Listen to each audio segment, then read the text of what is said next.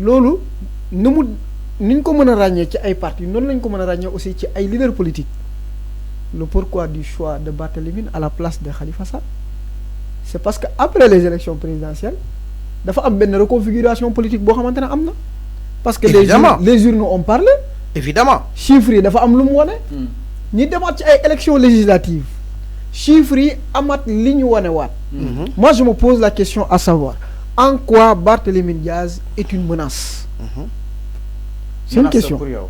non en quoi il est une menace Ok. pour le régime naka la mën a nekkee menace.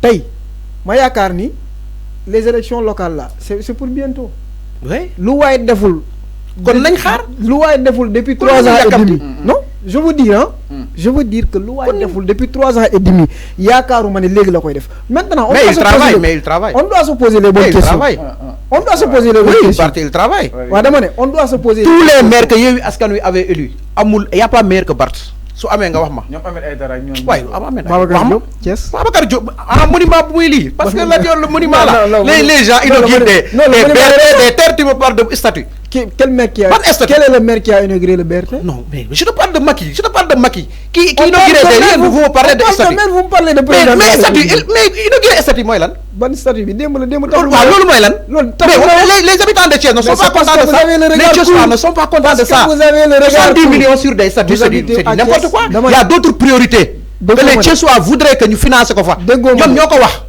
déggoo ma ñoom ñoo ko wax xam damay wax ay waxu statut xam nga on aurait pu réaliser d'autres choses Fallou xam nga dans ce débat là non mais on peut comprendre damay wax la psychologie sénégalaise xam nga sénégalais mooy ban nit mooy nit koo xamante ne nu compromission daf koo sonal ak ay maslaha xam nga Fallou dëgg la yoon la il faut pas dire que nous sommes en matière de droit parce que tey pourquoi on parle de droit et simultanément on évoque la morale parce que la morale elle est intéressante et un bon leader doit avoir de la morale on parle de un loi bon leader doit avoir de la on morale parle pas de leadership on parle de loi mais les politiciens c'est des leaders les politiciens on les appelle des leaders n'est-ce pas mais moo tax ma ne c'est nos leaders le politiques politique n'est pas la loi un bon leader a la morale bu amul morale mënoon nekk leader je ne politique disconviens pas mais dama ne la question n'est pas attention l'homme si politique tu peux éliminer cette morale c'est dangereux ça devient dangereux xam nga fu mu ne nii yaa ngi dugg ci loo xamante non ça devient dangereux yaa ngi dugg ci loo xamante yaa koy yóbbu sa bopp non moi je ne vous parle pas du leadership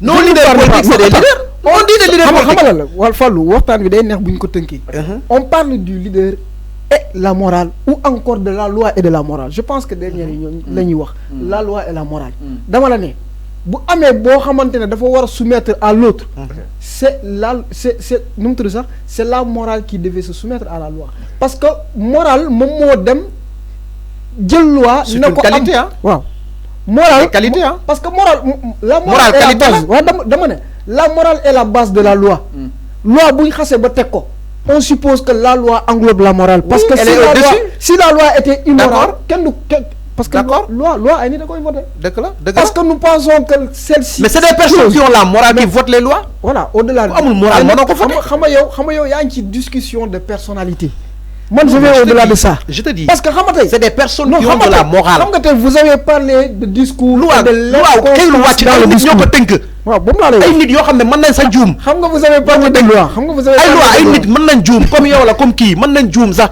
ñii teg loi yi mën nañ mais juum xam nga lu tax la loi elle est puissante ou bien tu veux me dire que c'est des personnes parfaites mais xam C'est nga pas des personnes xam nga lu tax la loi est puissante ils peuvent se tromper waaw loolu da nga may déglu rek waxtaan wi ne xam nga lu tax la loi est puissante et forte ça j'en parce que la loi même si on se trompe d'autant plus que tey dem nañ ba valider ko ba voter ko ñi ko war a voter soit par référendum ou encore par les députés loi bu ñu xasee ba voter ko nu mu tudd sax elle est la morale ouais même si elle est C'est dure comme elle ça. reste la loi d'accord c'est comme ça elle est la morale maintenant vouloir effacer la loi parce qu'on suppose n'efface que pas la loi. parce qu'on suppose que On vu peut pas effacer la loi. au vu des circonstances actuelles cette loi n'est plus morale Non, je vous mais dis. loolu noonu dañoo war a jaaral ci yoon il faut que ñu les politiciens arrêtent mais xaaral il faut que les politiciens arrêtent de jouer avec nous Xam sur nga la tey- complexe xam xam nga nga la tey- loi elle est complexe xam nga tey- tey le ju xam nga tey- un juriste peut dire le contraire de ce qu'on est en train de développer tey da ngay gis benn loi mais les commentaires sont libres.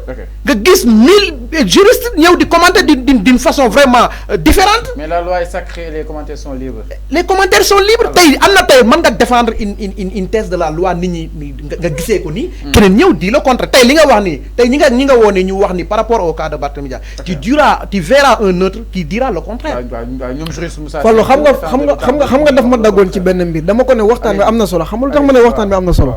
Parce qu'on est en train de parler entre la loi et la morale. La morale, elle est changeante, Fallou. La loi est supposée être fixe. La loi change la loi.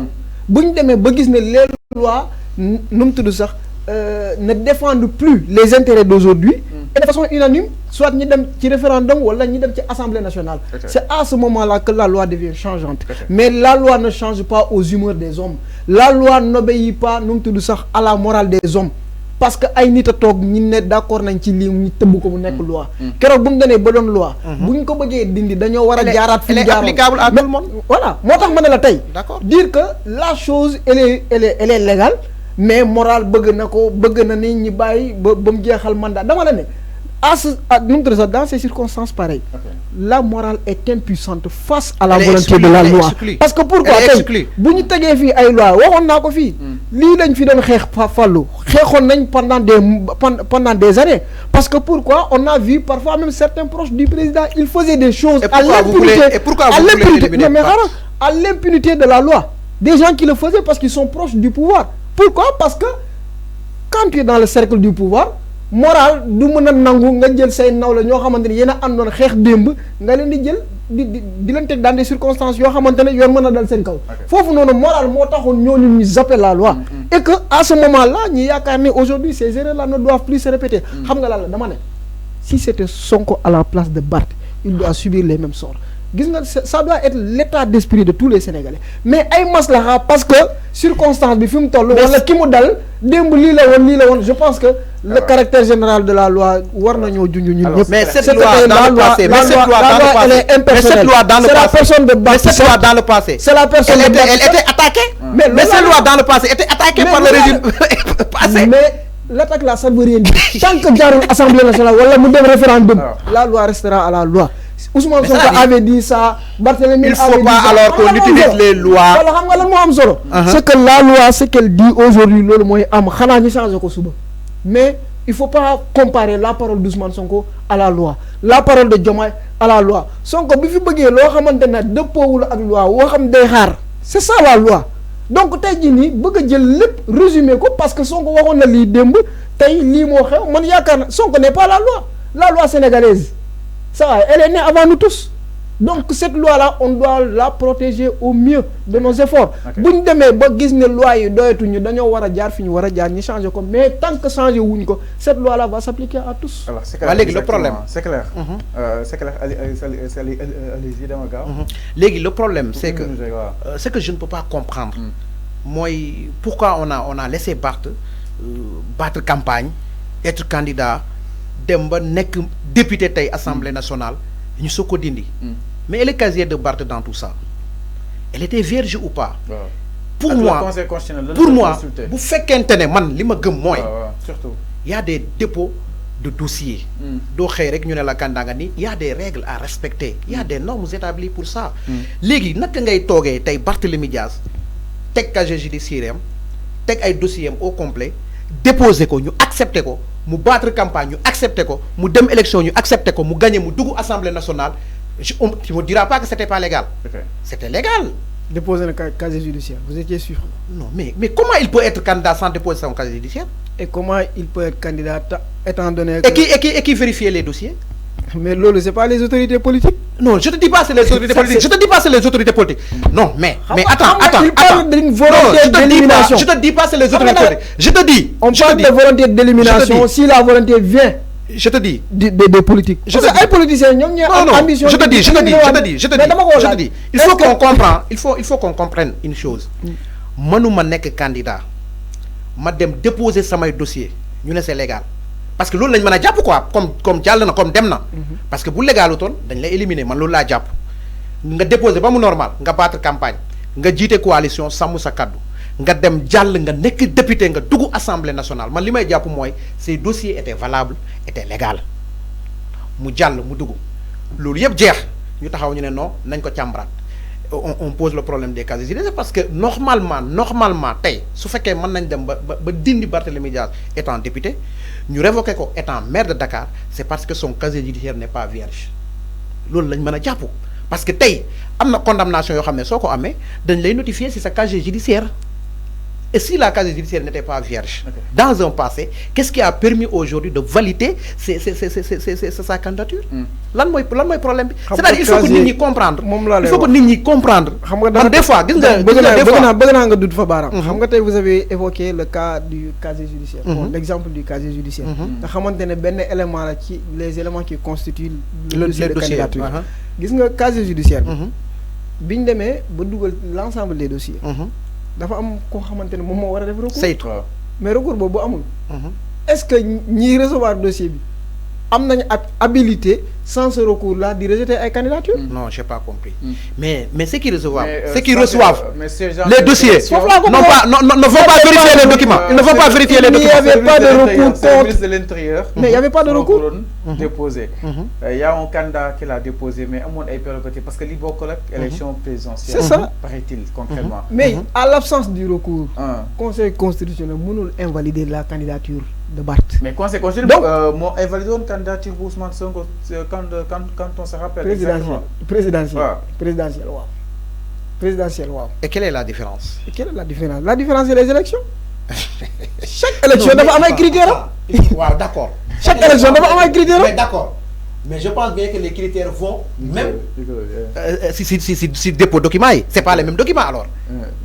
C'est pas les mêmes documents alors, non, réponds-moi. C'est pas les mêmes documents qu'on dépose si c'est pour être candidat à la présidentielle et si c'est pour être député. C'est pas les mêmes dossiers alors. C'est pas les mêmes dossiers, je te demande. Si c'est les mêmes dossiers, c'est quoi le problème? C'est complexe. Comment on peut prendre votre droit là, le droit là? Non, je vais un exemple. Xam nga tay caisse de dépôt et de consignation montant bi nga fay déposer la caution aux élections législatives et la caution aux élections présidentielles du ben. D'accord. Donc les éléments qui constituent le dossier varient. Ah OK. Selon les élections. Donc le casier casier bi mu ngi ci. Casier bokk na ci. Mais dama né étant donné que casier judiciaire mu ngi ci. Il fallait un recours. Recours bi du n'importe qui moko mëna def. C'est le ministre de l'Intérieur qui peut faire le recours. Mais à l'absence de ce recours-là, le Conseil constitutionnel devait valider la candidature. Il faut valider. Maintenant, la question à poser est que, nous évoquer cette question-là si le ministre de l'Intérieur avait introduit le recours et que la candidature était validée. Mais à la rigueur, mais recours amul. Donc, pour recours à mon il sera même pas tête de liste pour l'Assemblée nationale. Alors, l'air exactement par rapport à ce que Modi, Barthélémy Dias